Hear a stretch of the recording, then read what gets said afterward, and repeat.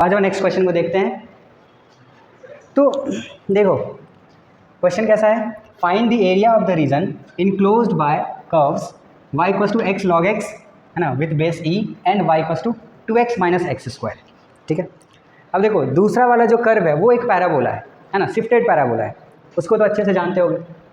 ठीक है, अच्छा, लेकिन पहला जो है वो है x log x. Log x अकेला रहता है तो हम लोग आराम से ग्राफ बना लेते हैं, एक्स अकेला रहता है बना लेते हैं, लेकिन यहाँ पे दोनों ही आ गए। ठीक है, तो देखो इसको कैसे हम लोग सोचेंगे। देखो ये y equals to x log of x है। ठीक है, अच्छा अब सोचो क्योंकि यहाँ पे लॉग के साथ में x है, यहाँ बेस में e है, तो x को तो पक्का ही पॉजिटिव होना होगा इस फंक्शन को डिफाइन होने के लिए। ठीक है, अच्छा x जब पॉजिटिव है तो पॉजिटिव के लिए अपने को ये भी पता है ये जो log x है, log x का क्रिटिकल पॉइंट कहाँ पे है, मतलब log x ऐसा देखो log x कहाँ पे x एक्सिस को इंटरसेक्ट करता है, कहाँ पे करता है 1 पे, है ना। तो x ग्रेटर देन 0 में अपने को x ग्रेटर देन 0 मतलब 0 से इनफाइनाइट तक, है ना, तो इनफाइनाइट तक जाने से पहले अपने को 1 पे रुकना पड़ेगा। ठीक है, क्योंकि वहाँ पे वो इंटरसेक्ट करता है। तो क्या करता हूँ मैं, केस 1 बना रहा हूँ जब x क्या है 0 से ज़्यादा और 1 से कम।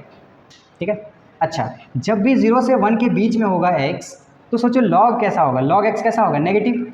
अरे 0 से 1 में नेगेटिव होता है log x, ये रहा ग्राफ, है ना, 0 से 1 के बीच में log नेगेटिव, लेकिन x कैसा है पॉजिटिव, समझ पा रहे हो। सो ओवरऑल अगर तुम चेक करो y equals to x log x, है ना, तो ये तो नेगेटिव है ना, लेकिन ये क्या है पॉजिटिव, यानी कि ओवरऑल क्या है नेगेटिव। तो y कैसा आ रहा है नेगेटिव, कहाँ पे 0 से 1 के बीच में। क्या ये समझ में आया।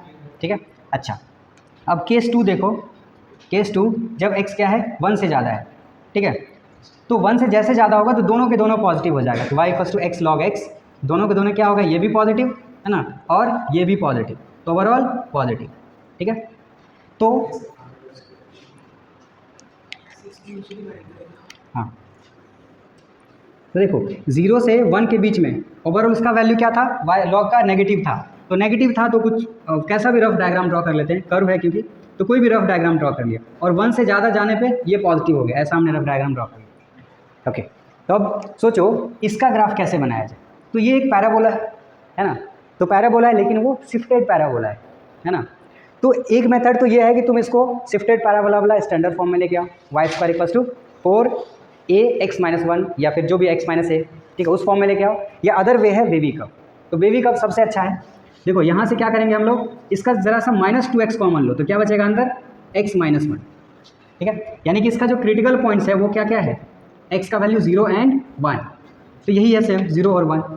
ठीक है, अच्छा अब ड्रॉ करते हैं। देखो वेवी कर्व में क्या होता है, पहले देखेंगे ओवरऑल इसका साइन क्या है, आगे में नेगेटिव है ना, तो इधर नेगेटिव से स्टार्ट करेंगे, बीच में पॉजिटिव, इधर नेगेटिव।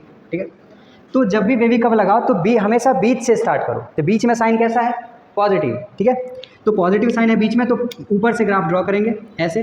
ठीक है, और क्योंकि आगे नेगेटिव है तो आराम से ये नीचे चला जाएगा और ये भी नीचे चला जाएगा। ठीक है, तो इन दोनों के बीच में एरिया कौन सा बाउंड हुआ, ये वाला। ठीक है, अब सोचो ये एरिया कैसे निकाला जाए, जल्दी से सोच के बताओ।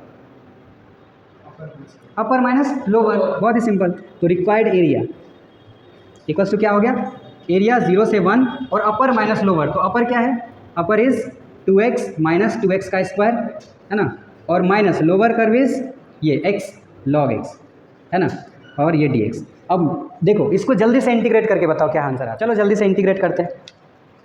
तो यहाँ क्या होगा 2x²/2, यानी कि ये बनेगा x² minus 2x³ divided by 3, ये तो पहला इंटीग्रेशन हो गया 0 से 1, माइनस इसको इंटीग्रेट करना भी एक काम है, ज़रा करके बताओ क्या करोगे यहाँ पे, दो अलग फंक्शन तो बाय पार्ट्स, है ना।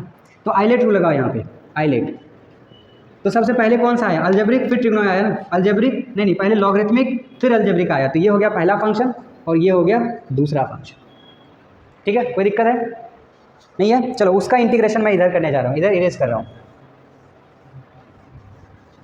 ठीक, अच्छा पहले का ये वाला इसका वैल्यू भी कैलकुलेट कर लेते हैं। अपर लिमिट रखोगे तो 1 माइनस 2/3, है ना, ये क्या आ गया 1 माइनस 2/3, है ना, अपर लिमिट तो हो गया, लोअर लिमिट 0, जैसे 0 रखोगे पूरा 0। अच्छा ये माइनस, अब इसको इंटीग्रेट करो बाय पार्ट से, तो कैसा होगा, फर्स्ट को बाहर log x को बाहर कर लिया, इंटू x का इंटीग्रेशन कैसा होगा x²/2 और माइनस इंटीग्रेशन ऑफ फर्स्ट का डेरिवेटिव मतलब log x का डेरिवेटिव 1/x, और फिर सेकेंड का इंटीग्रेशन मीन्स x² 2। बोलो ठीक है। अब ये x से ये कट जाएगा, बचेगा क्या, x/2, ठीक है। और आगे करता हूँ, ये बन गया 1 - 2/3, तो ये कितना बन गया, 3 - 1/3 हो गया, ठीक है। और फिर माइनस, अब इसको सॉल्व करो, तो ये बन गया x²/2 log of x minus, अब देखो x/2 तो 1/2 तो बाहर आ गया, और x का कैसा होगा, x²/2, ठीक है। अब लिमिट है यहाँ से, लिमिट क्या था, 0 से 1। अब रखो अपर लिमिट, तो 1/3 माइनस, अपर लिमिट जैसे रखोगे 1 तो ये log 1 बन जाएगा 0, ठीक है। और यहाँ बन जाएगा 1/4 into upper limit which is क्या है 1, अपर लिमिट जैसे रखोगे तो ये बन जाएगा 1।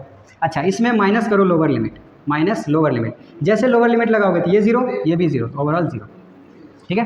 तो आंसर क्या आ गया, 1/3 प्लस ये माइनस और ये माइनस हो गया प्लस, तो 1/4। तो आंसर कैसा आ गया, एलसीएम ले लो, तो आ गया 12, ठीक है। तो ये 4 + 3 यानी कि क्या आ गया, 7/12 स्क्वायर यूनिट। कोई दिक्कत है क्या, जल्दी से नोट कर लो।